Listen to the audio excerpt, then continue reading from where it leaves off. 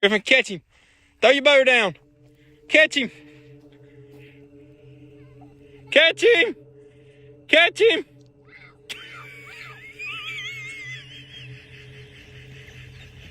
It bit me. He bit me. He tried to bite me.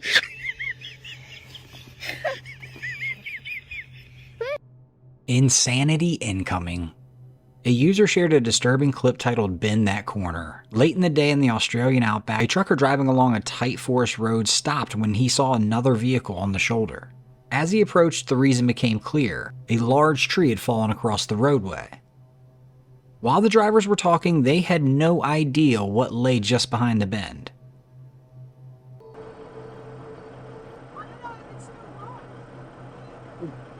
Jesus.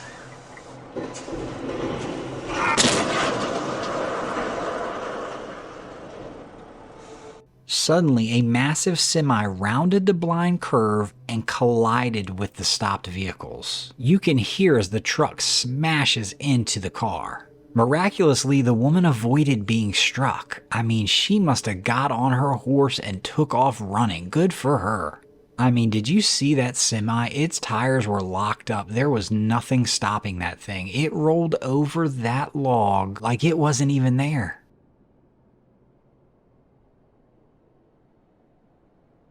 This next image is being described as a, quote, very convincing Bigfoot photograph. And when we zoom in, you'll see why. The photo reportedly comes from the dense forests of Upper Michigan. According to the witness, this took place near his friend's cabin in northern Michigan. A cabin he doesn't even like to go to. He claims strange things there are happening all the time. Knocks on the cabin walls from outside, large rocks hitting the tin roof. He said the unexplained activity has become so routine that his buddy just pretty much sleeps right through it.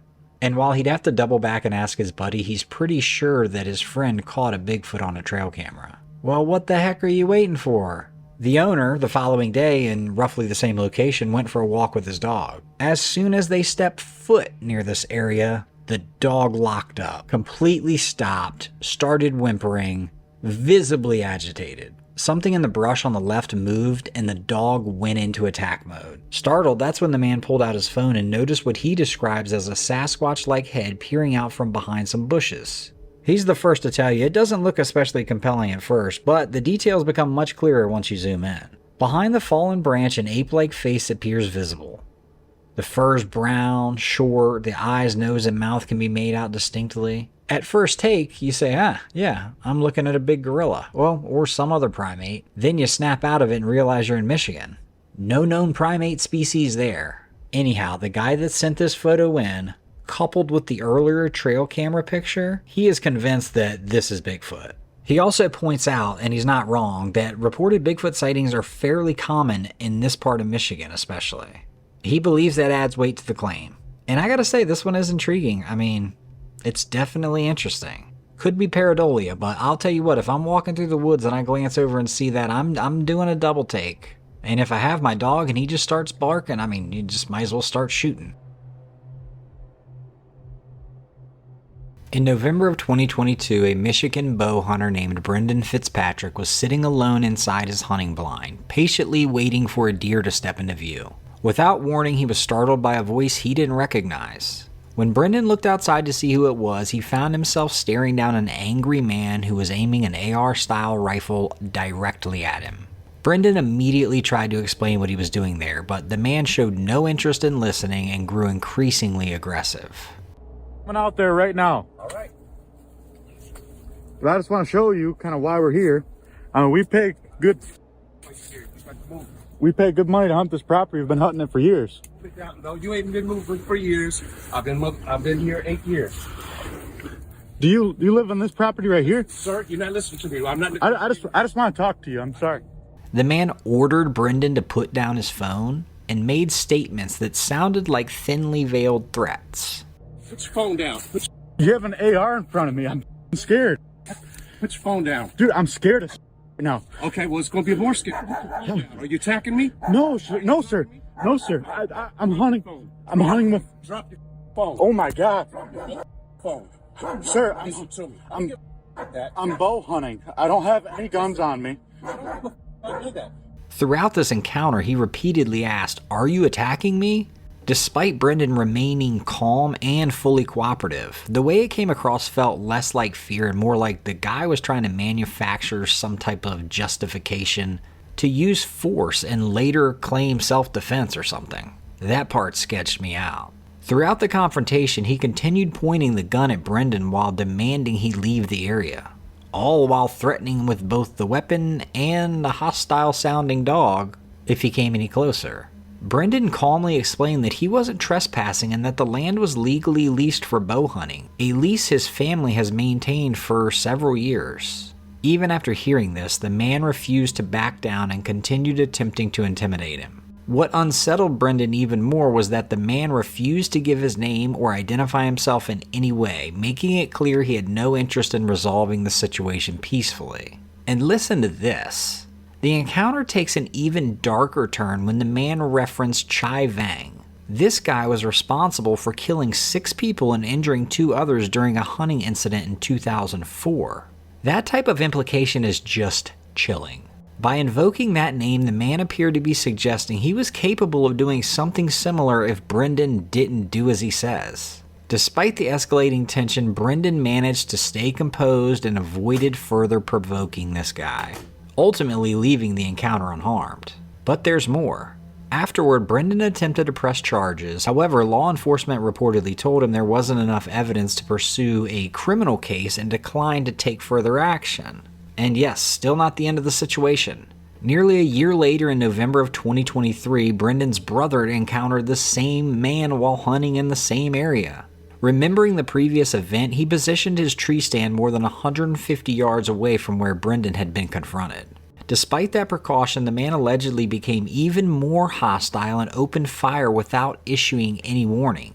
Thankfully, none of the shots struck Brendan's brother and he was able to escape without injury. But once again, according to Brendan, authorities declined to file charges, citing the same lack of evidence.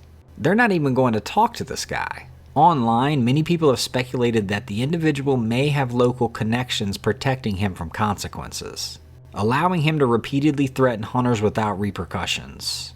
While that remains unproven, the situation is deeply troubling. And personally, I think this guy is eventually going to hurt someone. The only positive outcome in this disturbing series of events is really that no one got hurt.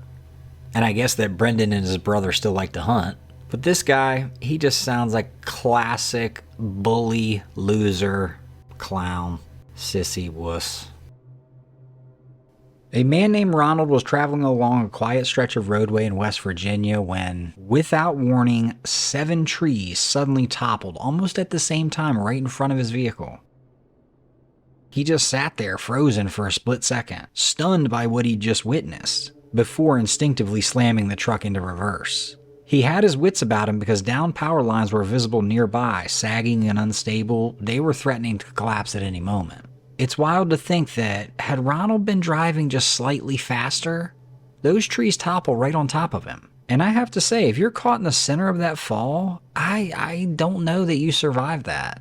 The original poster said by sheer luck he managed to escape, but I'm going to say by the grace of God he managed to escape this scene with nothing more than a small crack in his windshield wiper. And if you're curious as to why this actually happened, I looked it up. In the area there had been a ton of rain and there was basically a landslide, and those trees that were on the side of the mountain just kind of fell over. Anyhow, we are grateful that our boy Ronald is safe.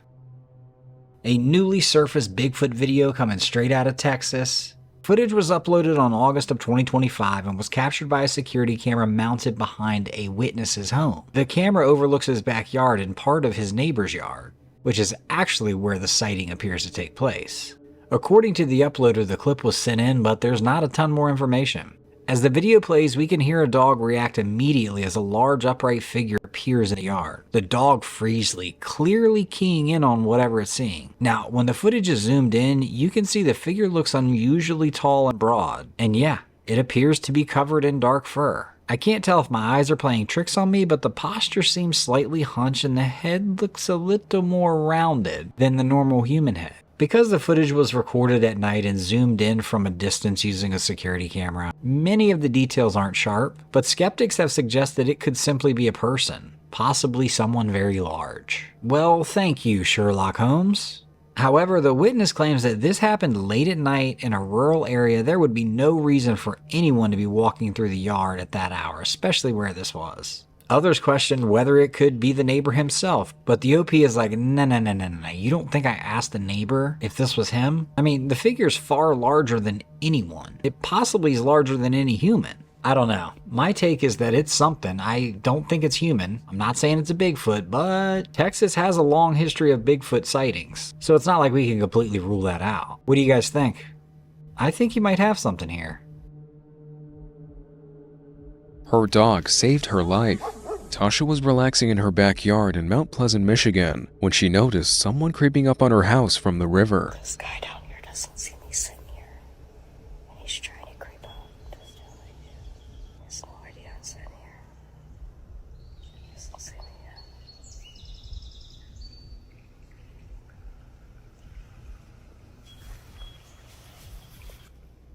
yet. What are you doing? You can't get out here, sir. No! Don't! They'll come! They'll come!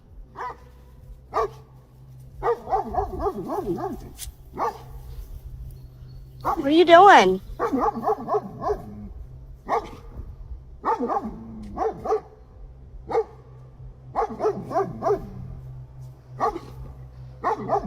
I'm recording.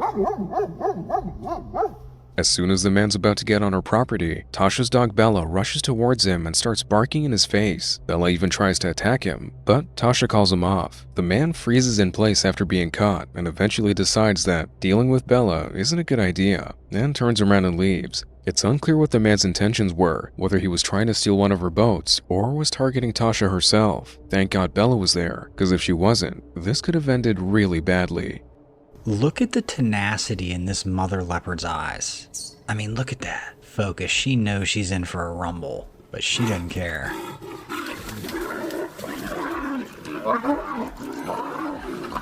I don't like this. Can you scare them?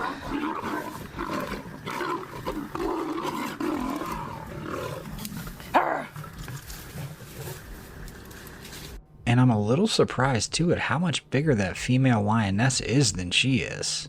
I did not know there was that much of a distinct size difference. Anyhow, you know I gotta show love to the moms. That mama leopard she didn't care. She was ready to roll.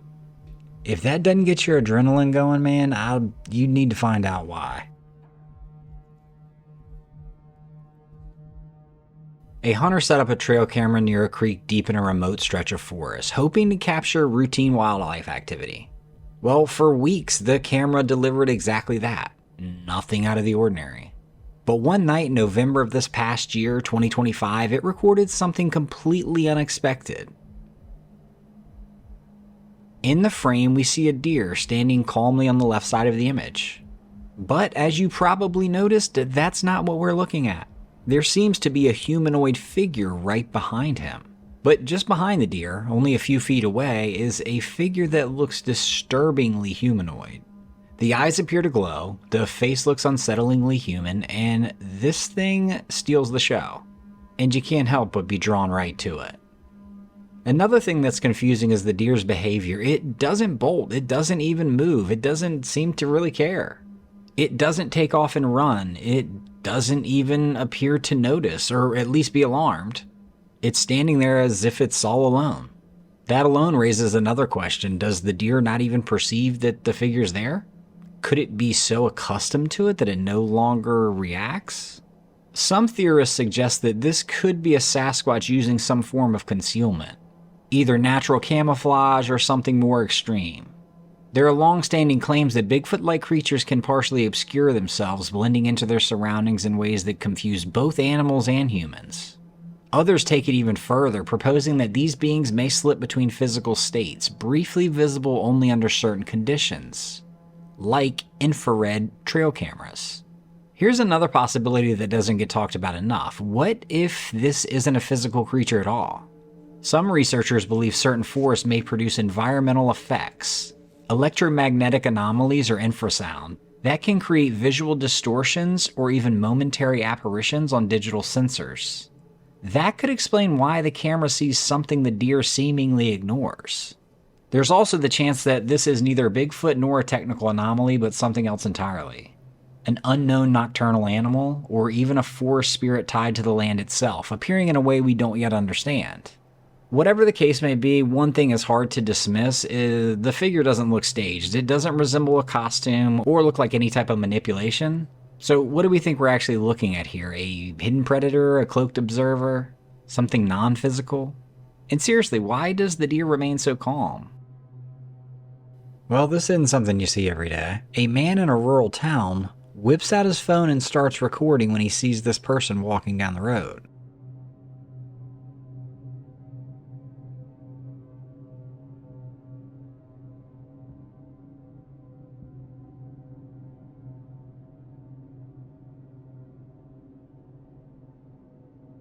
He posted it saying that this guy was headless, and while that's not true clearly, my immediate thoughts were that he was in a drug-induced stupor. However, others are saying that he's really trying to conceal his face, and he might be because he's walking pretty quickly. I don't know what he did or where he's going, but I don't think he's going to get away with it.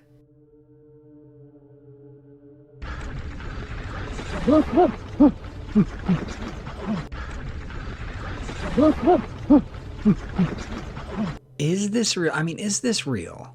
If so, this is insane. I mean, that bear had to be thinking, what the?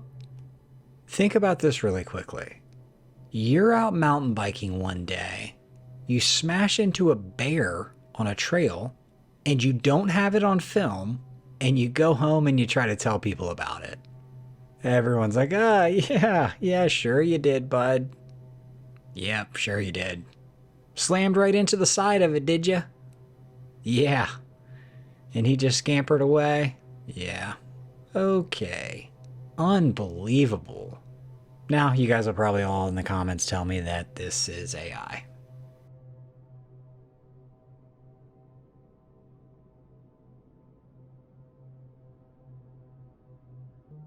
A passerby stops to help a man and his wife on a moped that's broken down.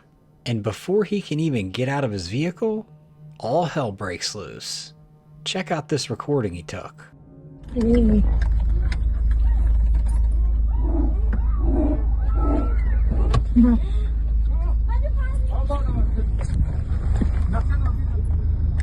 Yeah, got him there.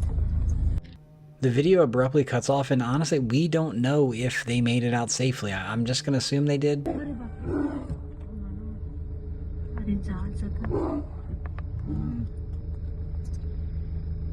Also, and I know that there are circumstances where people can't just up and leave an area and move somewhere else, but man, it would be tough.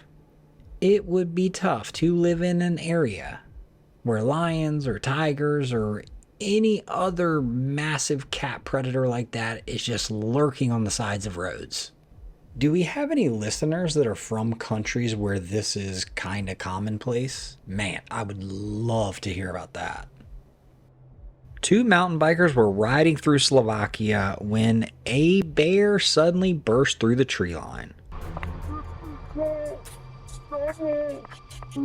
I mean, the lead rider, he missed it by 20-25 feet or so. The original poster said, "In moments like this, avoiding eye contact is critical." Yeah, you think? Eye contact? This guy is head down, pedaling for his life. Luckily, the bear kept moving, and it gave the guys enough time to escape without injury. I mean, what do you even do in that situation if you're the first guy? You pedal your balls off. Pardon me. But you pedal like your life depends on it. Because it does. But the second guy, that's where it gets brutal. You can't just abandon your friend, but at the same time, you're now pedaling toward an apex predator. And all it takes is for that guy to turn around and be like, this guy's coming right at me. I think I'll eat him. It's just a nightmare scenario. No one wins. No thank you. In this video, the creator warns viewers to ignore it if you hear whistling while home alone in the Appalachian mountains. Why? Well, watch carefully.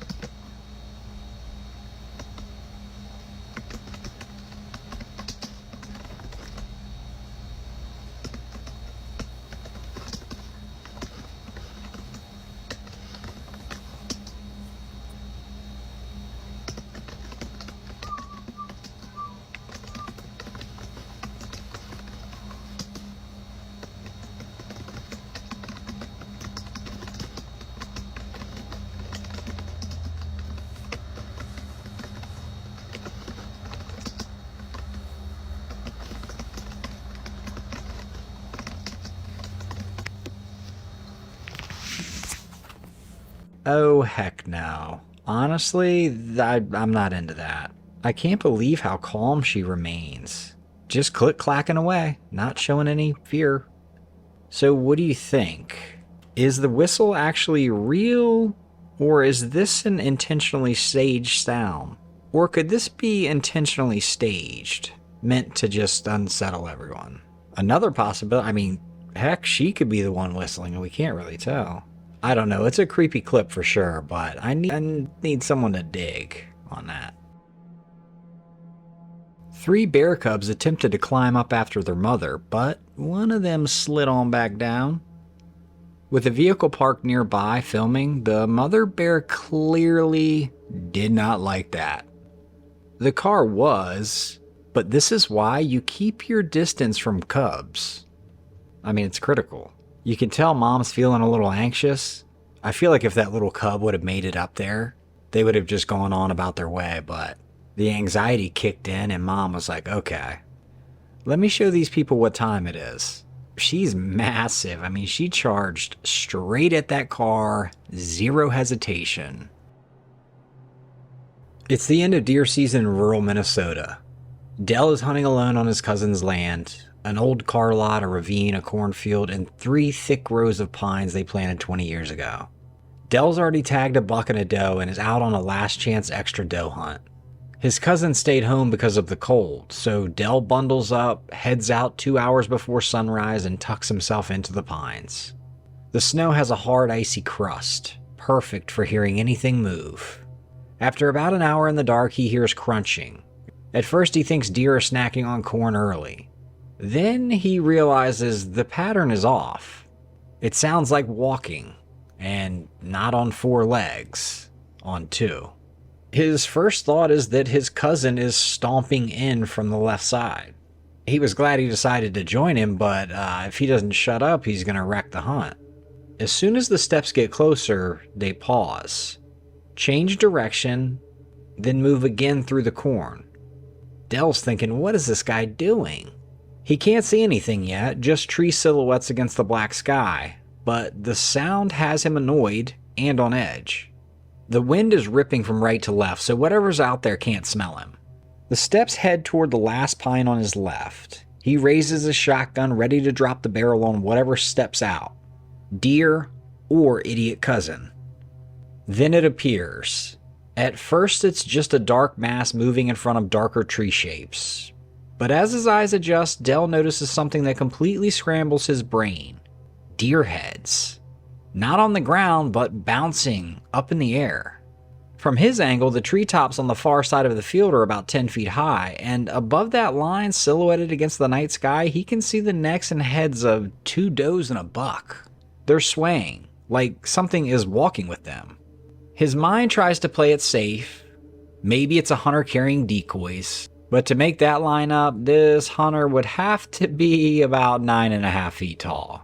If it's a hunter carrying 3 full deer high off the ground instead of dragging them in a sled, yeah, not possible. I can't think of anyone strong enough to do that in one trip, in the dark, like it's no big deal. It keeps moving between the last pine and the tree line on the right. Then it stops. The shapes blend into the black wall of trees. All of a sudden, that's when Dell smells it. A heavy, rotten, bloody animal stink blowing in on the wind. Then something lets out a yell/growl, deep and harsh. Again, he can't see anything, but all he can picture is a massive mouth of teeth. Dell makes the plan, he's not going to move. He stays frozen until the first light finally comes through the trees. As soon as he felt like the coast was clear and he could see well enough to move, he gets up and gets the heck out of there. He wasn't going to stick around and track prints or blood or take a second look. He's done. He's out. After that, this had quite the impression on him. After that, he never hunted alone again. He never hunted in the dark again. And the memory of something 9+ feet tall carrying 3 deer like grocery bags stuck with him long after he moved away. When he later shared the story with the Rocky Mountain Sasquatch organization, researcher Kelly Shaw pointed out how insane that strength alone would be. Most people struggle to pack 1 deer. 2 is brutal. 3 carried high like that? He just doesn't see a way that could be possible. I'll say this, if Dell's telling it straight, He wasn't watching a regular hunter out there in that Minnesota field. So what about you? What do you think? If you were sitting there in the dark and watched something that big stroll by with 3 deer hanging off of it, you pulling the trigger? You blended in with the landscape? You think you'd ever go back to that spot?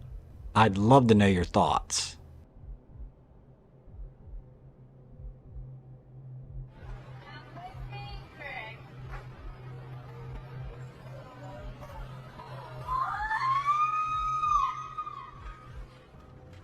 And this is just flat adorable.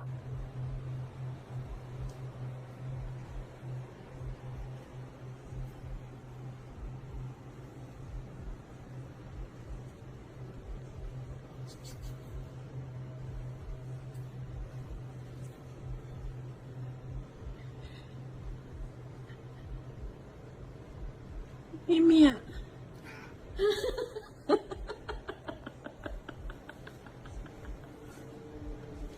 But daggone, she wouldn't wake her up. That thing was zonked. She was sleeping so good, I think she came out with a lazy eye after that nap.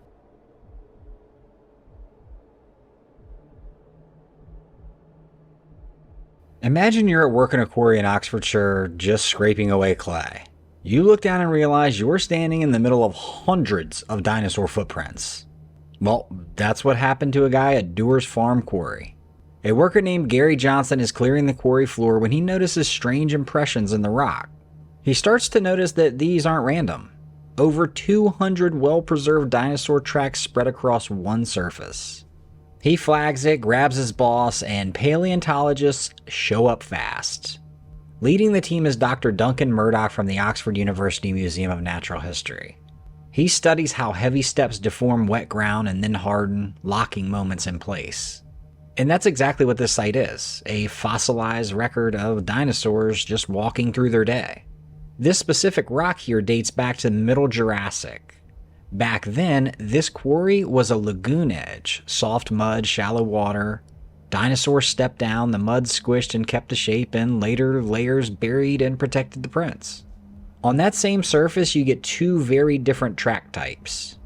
Big, rounded prints from sauropods, long-necked plant eaters with huge column legs, and the other, narrow, 3-toed prints from theropods, meat eaters walking on 2 legs, their claws digging in. Some prints line up into proper trackways, left, right, toes pointing in the direction they were headed, and those are great because the spacing between steps can help estimate body size and pace. One of the coolest details? There's a spot where a 3-toed theropod print actually presses into a larger rounded sauropod print underneath. That means one dinosaur stepped into the footprint of another, not long after it was made. Pretty cool. Big plant eater passes through, then a predator or scavenger comes along later and plants a foot in the same hole. To keep the site from getting trashed when quarry work resumes, the team goes all in on documentation. They bring in drones, they fly over the exposed surface and take a ton of overlapping photos. Those photos go into some type of software which builds detailed 3D models of the footprints. This is the way of doing it so the researchers can measure and study everything later without grinding up the real ground. This new site also links back to a famous nearby trackway at Ardley Quarry where a dinosaur walked nearly 180 meters in a straight line. And this new one, it's not just footprints. The same layer holds burrows, shells, and plant bits that show this was a shoreline with active life. Dead changing tides, drying mud, and water nearby. Apparently, footprints alone can't prove exact species, so scientists compare these shapes to known bones and older track sets. Different sizes and directions might be different visits, or one really busy moment in time. That's the big thing about tracks. Bones tell you how a dinosaur was built, footprints tell you what it did, where it walked, which way it moved, maybe even whether it was solo or traveling in a pack. I think that is just such a cool look back in time. This last part of the video is really cool. This comes from a smaller channel named The Eyes in the Rockies. Go check him out and subscribe, but this particular clip shows all of these awesome animals he caught in the Colorado backcountry on his trail cams. I mean, it's just beautiful.